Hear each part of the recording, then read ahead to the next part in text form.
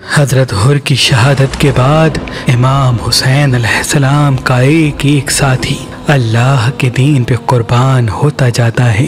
हजरत अब्बास के जितने भी भाई थे वो सब इमाम हुसैन के कदमों में कुर्बान होते हैं। जनाब अब्बास के बेटे कुर्बान होते हैं। हजरत हबीब इब्ने मज़ाहिर अपनी कमर में लाठी को बांध देता है ताकि वो झुकी हुई कमर सीधी हो जाए और आप मैदान में जाके शहादत का जाम पी लेते हैं। जनाब ओन और मोहम्मद शहीद हो जाते हैं। बस जैसे ही अजीज व अकारिब शहीद होने लगते हैं, इतने में शहजादा कासिम इमाम हुसैन की खिदमत में आके अर्ज करता है, ऐ मेरे चाचा मुझे भी इजाजत दें ताकि मैं भी आपके कदमों में कुर्बान हो जाऊं। इमाम हुसैन फरमाते हैं, ऐ मेरे प्यारे भतीजे तू मेरे भाई हसन की निशानी है। बस कासिम आके अपनी माँ को बताते हैं। आपकी माँ बीबी उम्मे फरवा फरमाती है, ऐ बेटे तुम्हारे बाबा हसन ने ये वसीयत की थी, एक वक्त ऐसा आएगा जब पूरी दुनिया मेरे भाई हुसैन के खिलाफ हो जाएगी। उस वक्त ये तावीज जो कासिम के बाजू पे बंधा हुआ है इसको खोलना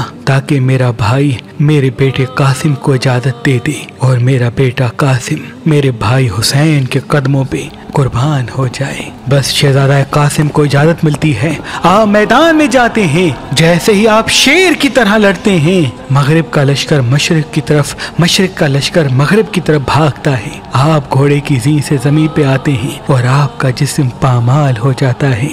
इमाम हुसैन जैसे ही अपने भतीजे की लाश पे पहुंचते हैं तो जैसे फूलों को चुना जाता है वैसे ही आपने अपने भतीजे के जिस्म के टुकड़े हवा में जमा किए। बस जैसे ही कासिम की पामाल लाश खयाम में पहुंचती है, बीबियां रोती हैं।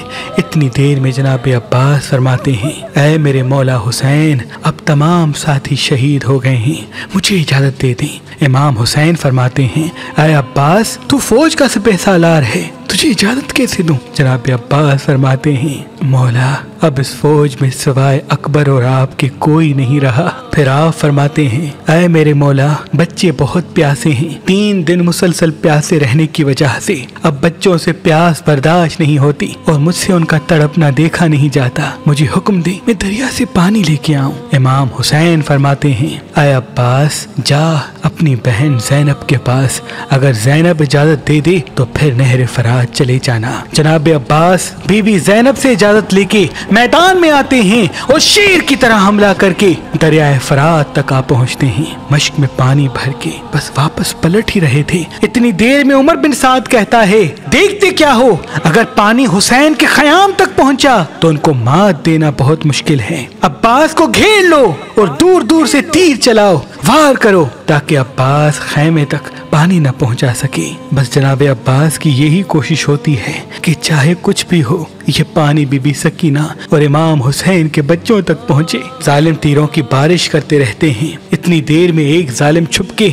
जनाब अब्बास पे वार करता है कि आपका एक बाजू कलम हो जाता है। आप अलम और मश्क दूसरे बाजू में संभालते हैं। जब दूसरा बाजू भी शहीद हो जाता है तो आप अलम और मश्क को अपने दांतों में संभाल के तेज तेज खयाम की तरफ बढ़ते हैं। तारीख ने लिखा आप पे इतनी तीरों की बारिश होती है कि आपका पूरा जिस्म तीरों से ढकने लगता है और एक तीर आपकी आंख में आ लगता है और एक तीर उस मश्क को लगता है जिसमें जनाब अब्बास ने बीबी सकीना और बच्चों के लिए पानी जमा किया था। बस जैसे ही आप देखते हैं कि मश्क से पानी बहना शुरू हो गया है, आप झुक के अपनी आंख से तीर निकालना चाहते हैं। इतनी देर में जालिम पीछे से वार करता है और आप घोड़े की ज़ीं से ज़मीन पे आते हैं और आवाज देते हैं, ऐ मेरे आका हुसैन मेरी मदद करें।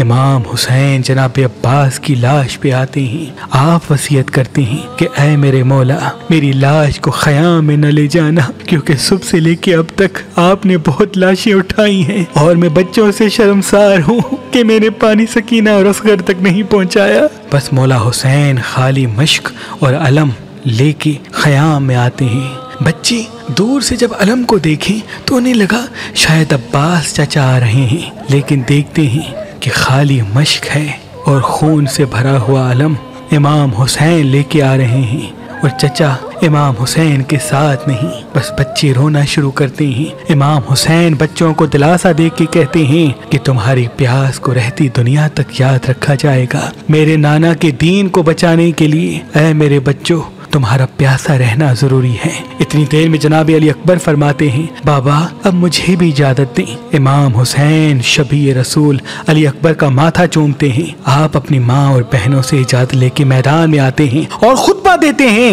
ऐ लोगो देखो मैं तुम्हारे रसूल मोहम्मद मुस्तफ़ा सल्लल्लाहु अलैहि वसल्लम का हम शक्ल हूँ।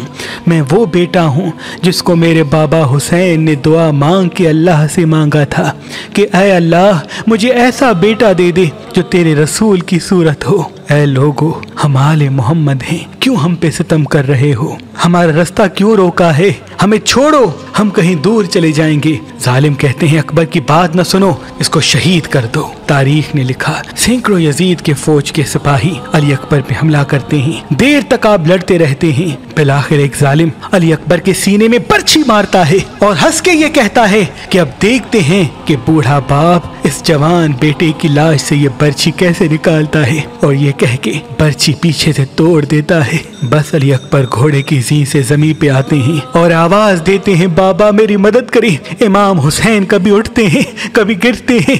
तारीख ने लिखा, जैसे कोई बच्चा अपने घुटनों के सहारे चलता है, वैसे ही आप आके अपने बेटे की लाश पे पहुंचते हैं और आवाज बुलंद करते हैं, ऐ अल्लाह मैंने इस्लाम के लिए अपना अकबर भी कुर्बान कर दिया। आप देखें कि अली अकबर का एक हाथ आपके सीने पर है। आप पूछते हैं, ऐ मेरे बेटे क्या कोई तकलीफ है? जनाब अकबर फरमाते हैं, बाबा एक जालिम ने मेरे सीने में बर्छी मारी और कहता गया, अब देखते हैं ये बूढ़ा बाप अपने बेटे के सीने से ये बर्छी कैसे निकालता है।